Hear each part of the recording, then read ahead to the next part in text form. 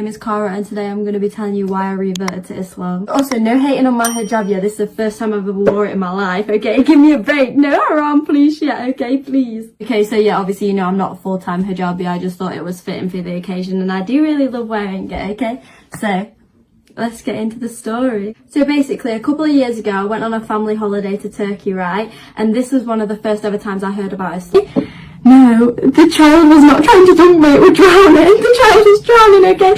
So I lift my arm up, I get the child, I pick the child up, and she had like a, I don't know what it's called actually. It was a hijab, yeah, but it was like waterproof. There was one that it was to wear like in the swimming pool. She had one of them when she was only a little girl. And I was like, oh my god, pull that back up, right? And then I picked her up and I was like looking around, I was like, where's your mum, where's your dad, where's your mum, where's your dad? But she didn't speak no English, so when I'd found her mum and dad, I just assumed they didn't speak no English as well, so I just dropped her off and walked off. I never said anything. Well, she must have told her parents, like, what happened, because later on, our hotel was like just by the water park, but I'm not joking, like 6 hours later, the child, the mum and the dad and all the child's siblings all walked past and they're like, oh my god, you, coming up to me and I'm like, hey guys, what you want? And what she gives me, okay, I would show you the bracelet, but I'm not gonna because it's a little bit contradictory. Okay, she gave me an evil eye bracelet, but then she also gave me the Quran. Wait, why is it not focusing? Hello? The Quran. She gave it me. This is the English version, and I won't lie, when she first gave it me, I thought, why have you gave me that? Like, do I look like I want to read that? Why have you gave me that? That's like, that was my, I swear down, yeah. May Allah forgive me for this, but I literally looked at her and I was like, do I look like I want to read that? Because I don't. Like, that's why I actually thought I'd be so serious. I feel crazy saying it now. But like, that was my mindset. I was like, she actually looked at me and thought, I want that. But anyway, so I took it anyway and I was like, yeah, thank you so much. And then she was like, I want you to come to the mosque with me. And I was like, I don't. Matter of fact, I don't want to put no headscarf on and go to no mosque. And she was like, no, I'd really love you to come, please at least take my WhatsApp number. And I was like, right, fine. So it gets to the end of the holiday and I'm like, do you know what, maybe I actually should have gone to that mosque, because like the culture, the fun, like I'd be a little bit more educated. So I thought, you know what, I'll go, okay. And I went to the mosque with this woman, I messaged her on WhatsApp, I met her at her shop and then she also lived in the back. Went into the back, she gave me one of her abayas and hijab, and we went there. Bear in mind, the whole time my mum's got no idea where I am. Okay, I'm just telling her I'm shopping. I'm shopping, babes. Little does she know I'm in a full Muslimic outfit and going to the mosque. Yeah, so I'm getting all ready and we go. And I actually didn't like go do wudu or like pray or anything. I didn't do any of that. I literally just went to like I think it was like a visiting area. It was like a tourist area, basically, where like tourists would go to observe what happens in a mosque, not to like actually partake. So I went there, we met up outside afterwards, spoke a little bit, and then I just thought, yeah, that was cool. Like I love doing that. It was a sick experience, but like I'm not Muslim and I don't want to be. Like, that's what I thought. And like the Quran, I've always kept it because I thought like, oh my god, like a memory, but I never read it. I just thought, pfft. And then I come online, yeah, and do you know what, all the things that's happening in Palestine actually got me to look into the religion properly. Okay, obviously, can you see my Palestinian jumper? Because it's free Palestine until the very end. I first found out about like what Palestine was actually going through and the full-on genocide and the fact it's been happening for over like centuries, like over 75 years this shit's been happening. And then obviously I found out about it on social media, then I read books, and the whole thing that stayed consistent the whole time was that these people are literally being bombed to the point that they've got nothing. They've got no water, no house, no food, no nothing, and they still say Alhamdulillah. They still say Alhamdulillah, and they still say, before they even say, oh my god, I just wish I was safe, I just wish I was safe, they say, oh, inshallah, I'll be safe.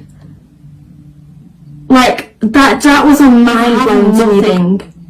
You have nothing, and the fact, like, it's so easy to like look and be like, well, how can there be a God? If this is happening, how can there be a God? And the fact that they still looked at this and they thought, this is happening because Allah wants this to happen. This is happening because Allah's trying to teach people a lesson. This is happening because of this. And to think that, to me, like, that just has to be the truth. Like, there's nobody that's going to be that devoted to something that is just not the truth. And like, other things about Islam, that like interested me from the very get-go was the fact that there's one book. There's not like this version of it and this version of the Bible and then this version and then Joseph's statement version of the Bible. There's literally just a Quran. And yeah, there's like different Qurans, but they all have the same text. Whereas like Christianity, Judaism, like all those religions, I'm not hating on those by the way, like believe in whatever you want, but all of those religions to me was like not comparable, because how are you going to have so many different stories? Like surely the truth would be there and it would be set and it would be just that. Do you know what I mean? So that was like what like gripped me, and I was like yeah. Okay, so then after I found all of that, I finally picked up the Quran, okay, and I read it, and oh my god, the best decision I ever made, bro. Like I read it, yeah.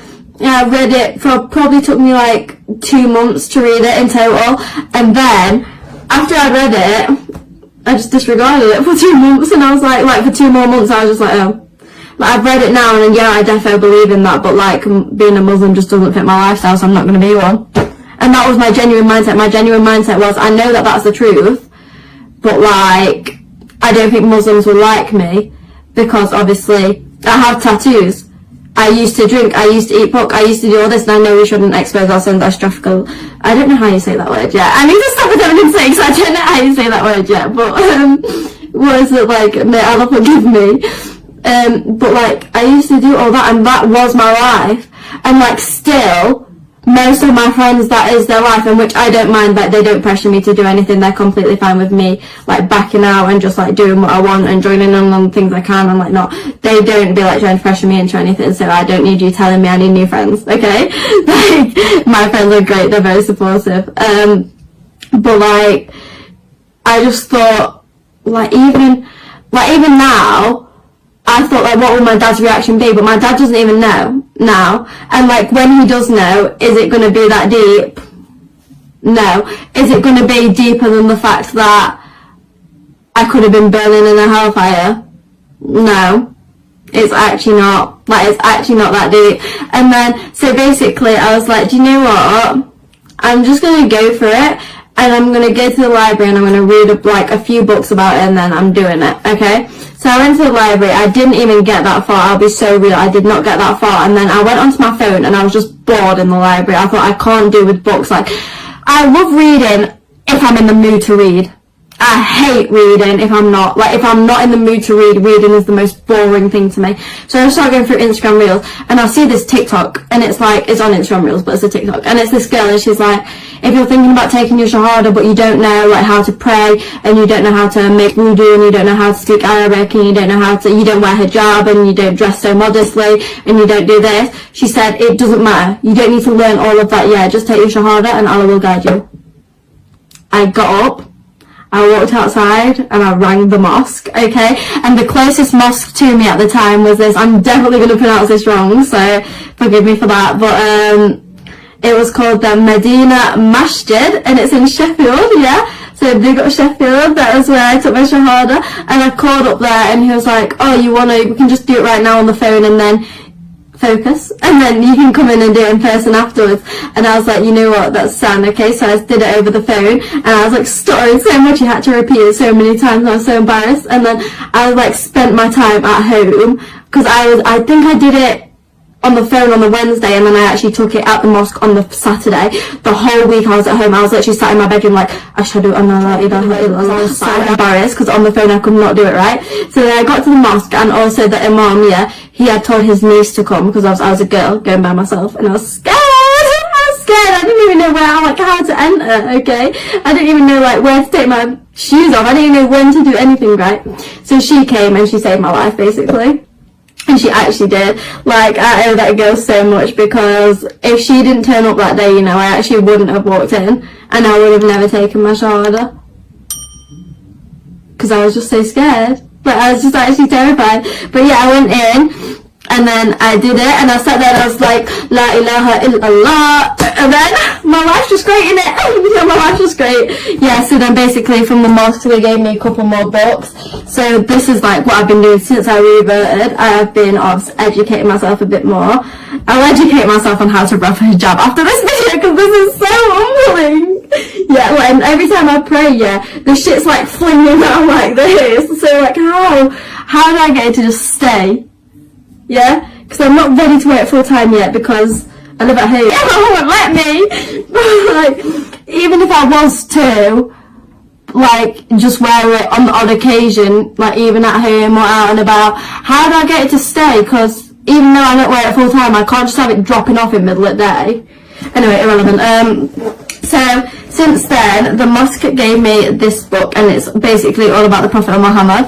I'm hoping that so basically, yeah, obviously, this is the Quran. The mosque didn't give me this, but that's the Quran, and I would never ever write in that or anything. But these are just like Islamic books, and whenever I'm reading them, I always make notes and stuff. And I'm just wondering, do you think that's okay? Like, do you think it's okay that I write in these books, even though they're like Islamic learning books? Because I would never write in the Quran, but like, is that okay if I write in these? So that's the first book the mosque gave me, and then this is the second one, the Loving Rasulullah, and then there is the Light of Sight. Thank you. This is my favourite person in that whole entire world got for me. There's actually another one of these little books, but it's up there in that box, and like, it's in there for a reason, so I'm not getting it out. Okay. So she got me another book as well, but this is a book that says I Am There. This is my favourite because it has like dua, and it has hadiths, and it has just like everything's in this book. Okay, it's just such a perfect little book. My Quran, she got me this as well, and I am so thankful for everyone that's helped me on my journey. And yeah, that's it. Okay, and if you're watching this and you're not Muslim, I won't push it on you or anything, because I know you guys hate that. I hated that as well, don't worry, I hated that shit, so I won't do it, but just take a look at it, okay, because it actually did change my life for the better. What the fuck?